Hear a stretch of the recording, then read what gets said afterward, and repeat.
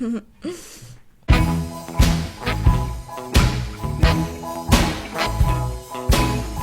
bangs look crazy, but you have seen the title of this video. We are not here to look pretty today. I tried to write down a list of talking points, and as you can see, that did not go well. I decided to just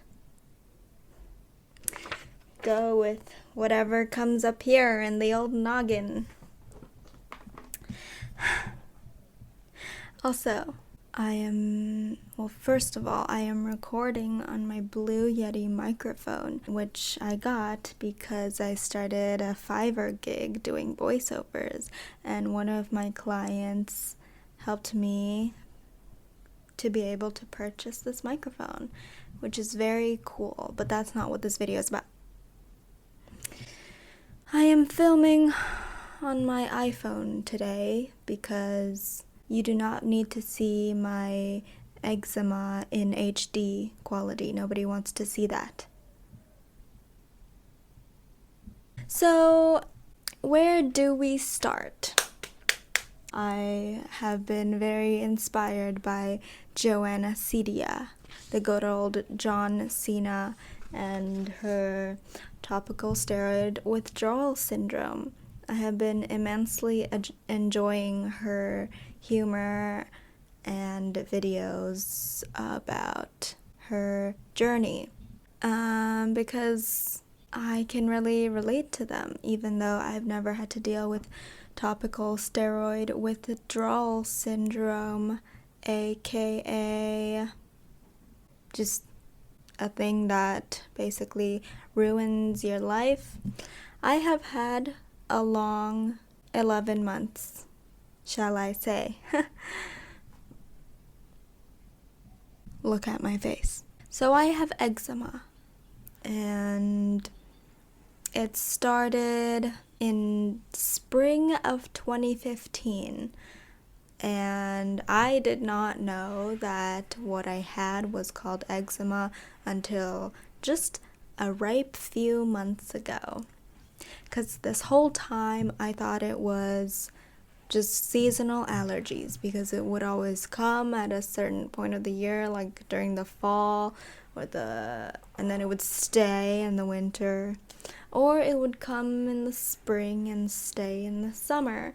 But this past year it came back in the fall and stayed in the winter and spring and now to the end of summer. So it's been 11 months. If you have eczema, you know that eczema is not just a cute little minor skin condition, okay?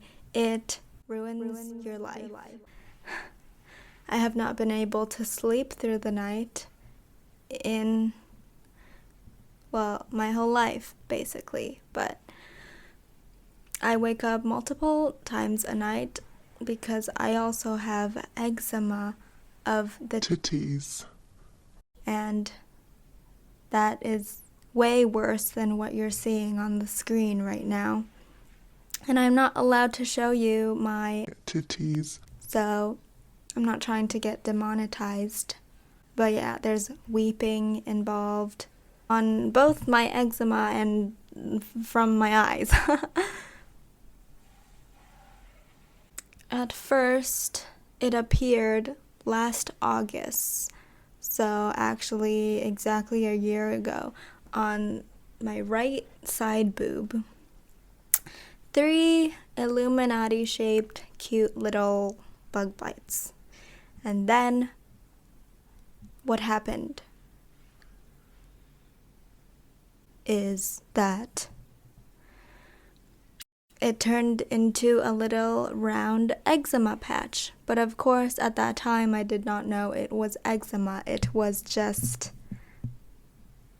a dry, itchy, red, flaky patch. And then after a month, it went away by itself. Then in February, it came back, this time on my left areola. Is that what it's called? Aerial. And then it just basically spread from there on my titties.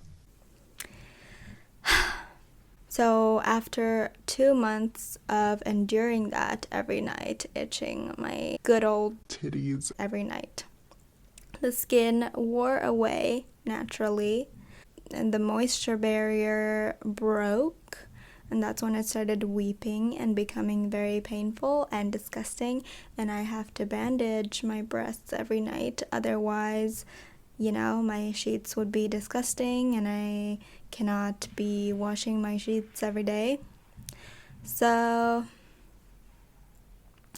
yeah, for the last 4 months I have not been able to exercise because sweat of any kind wreaks havoc on eczema. So you can imagine how great that feels to be having an eczema flare-up in the summer. And then, when I finally found out that it was eczema, I think it was the same month that my breast started weeping, and I was also weeping. I started to go down this whole rabbit hole because in the past when I had eczema flare-ups of the face, I went to the dermatologist and they gave me topical steroids. And that's how I was able to control it each time.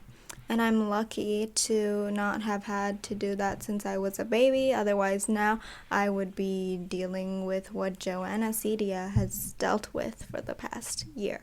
So I've only used topical steroids for like a handful of times. And I refused to use it, but then I did for 2 weeks, and it did go away. But obviously, it came back because, listen here, if you did not know this, topical steroids do nothing but suppress your eczema because it weakens your immune system so that it stops attacking itself, but it does not get to the root of the cause. Which is different for everybody. That's the fun part. You have to spend months and months and maybe years figuring out what your triggers are. And it could be a whole laundry list of things, you know.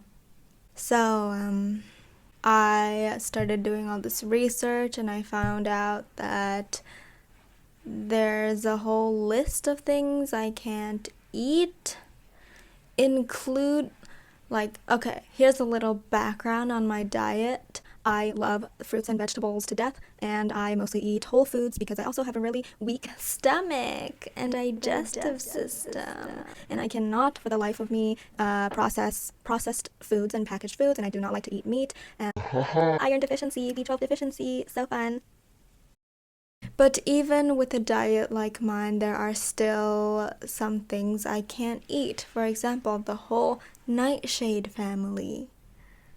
So I haven't been able to eat pizza for 4 months because I can't eat dairy and I can't eat tomatoes. So yeah.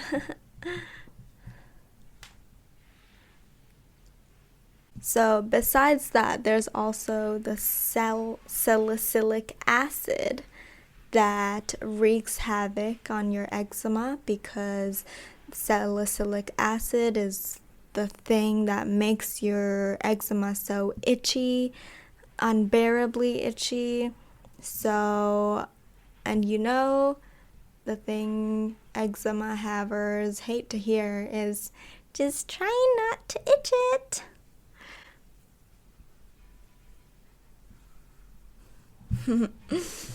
If you do a quick Google search, you will see the whole list of foods that have salicylic acid in them, which is a lot, but it's different for everyone. I had to go through trial and error to figure out what I can and can't eat.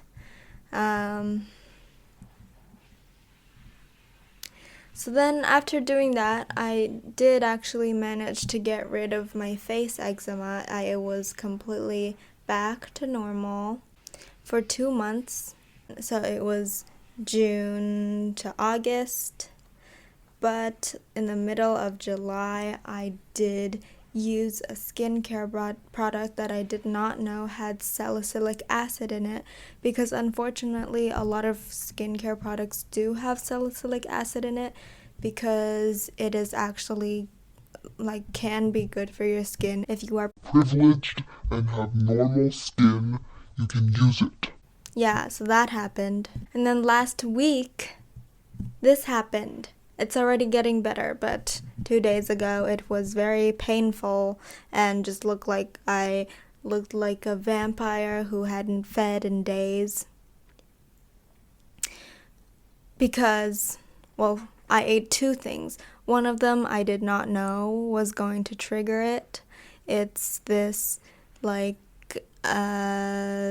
dried plum version of sauerkraut. It's popular in Asian foods, and apparently plums have lots of salicylic acid in them. So, yeah, and it was fine. It was getting better because I was drinking calendula tea. Speaking of, I have a cup of calendula tea that I brewed earlier that is sitting in the freezer waiting for me right at this moment. So I shall go retrieve her from the freezer. I am back and my bangs have parted ways. Here's the calendula tea.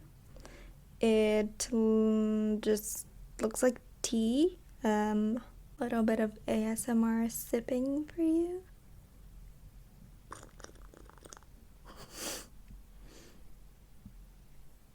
So the good old calendula tea here, my best friend, has been helping me because I drank calendula tea for 3 days, 2 cups a day, and it was getting better.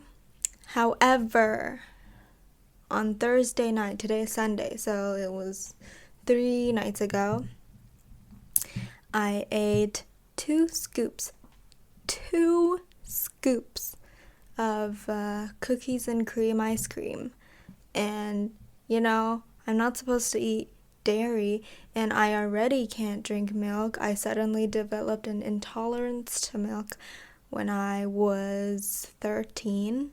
So I don't like milk anyways, and I obviously would have eaten vegan ice cream like Halo Top. But alas, I live somewhere where they do not have vegan ice cream, and if they do, it's extremely overpriced and an attack on basic human rights.